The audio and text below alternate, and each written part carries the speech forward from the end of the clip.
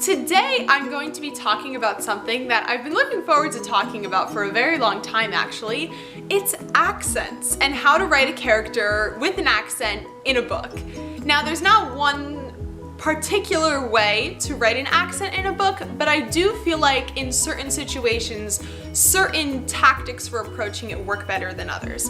So I'm gonna give you 3 ways that you can write a character with an accent, and I'm gonna give you some examples of each from my own writing. So in case you haven't read Missing Her, you'll see it's gone from the shelf because I've pulled it because I want to talk about it and read from it. There's 2 characters in the book, Tony and Jacqueline, that are in an Italian family. They grew up among Italian culture and their father and mother are both very Italian. So I wanted to incorporate that into their speech and into their language to make it more culturally appropriate. I got a lot of Italian culture when I was young from my grandparents, so this is kind of something that I was able to pull from my own life and from my own past experiences, and along the way I had my parents help me out and tweak some of things to make it more realistic. So the first way to deal with an accent in a book is to mention it when you first meet the character. This can be used in something where the character does not necessarily change the style of speech because they have an accent,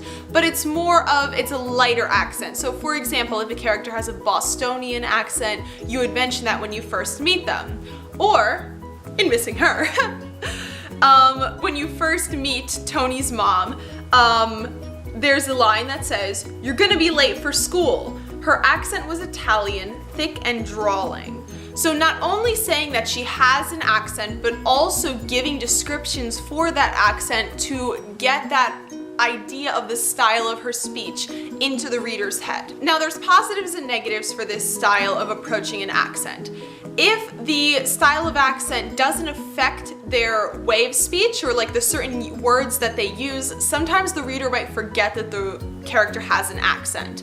So definitely when you first approach a character with an accent, you want to mention it right away, but later on you definitely want to continue to note that this character has an accent, especially in the first scene, because that's when like your reader is getting that character into their head and making sure that they have like the mental note of it. So for example, thick and drawling works for an Italian accent. It could also work for like a Southern American accent, drawling, laid back. There's all sorts of words that you could use to describe a certain accent. For like an English accent, it would be proper, very crisp sounding. So think about, if you want to, you can go online on YouTube and like just look up a video, someone speaking in an, I don't know, Australian accent, and think of some words to describe the color of their speech. And that way you can use that and incorporate it into your writing. So that's one way, not changing the actual dialogue, but describing the words themselves. Option number 2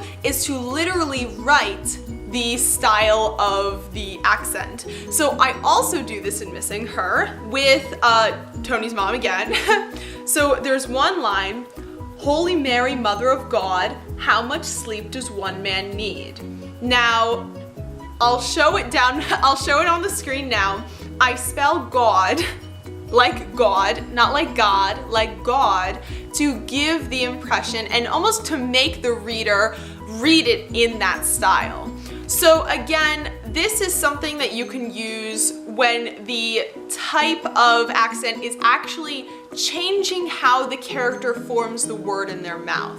So depending on where the person is reading it, they're going to automatically read the characters in their style and in their dialect of speech. So for me, I live in America, I'm going to read all of my characters in my head in an American accent just because that's how I grew up.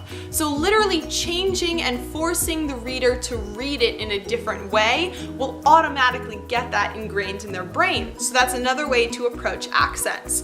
Or you can do number 3, which is what I did in Missing Her, and to do a little bit of both. But the Italian accent that I approached for Tony and Jackie's mom in Missing Her doesn't affect every single word. It affects some words, so I incorporated it into those words that I wanted to place the emphasis of that Italian accent on, and then other times I just made mention of the accent, or I made mention of the way that her speech was flowing and things like that. So that way you have have the accent in multiple ways. So not only is the reader getting it through description, but they're also getting it through the dialect of words. So you don't necessarily have to use both of these styles and combine it into one. Sometimes one style works better than the other, but for Missing Her, it just happened to work out where both of them kind of fit together. So yeah, that's basically writing accents. I mean, obviously you could go into the minutia of respelling words. I've seen books like, I think it was a Southern Accent, they actually respelled the words, kind of like I did with God, but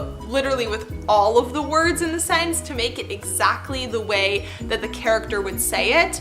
Sometimes I feel like that gets a little bit distracting depending on how much it's being used. That's why I kind of prefer something like where you take, again, the important words that you want to emphasize that accent on, and then for the rest of it, you make mention of it and then keep it in that same dialect. So that way, you know it's accented, but it's not like in your face accented, because you don't want it to detract from the scene, but you do want to make sure that your reader knows to read it in that accent. So that's all I have for you guys today. Have you ever written a character with an accent? Let me know in the comments below. I'd love to hear about it. Thank you for stopping by.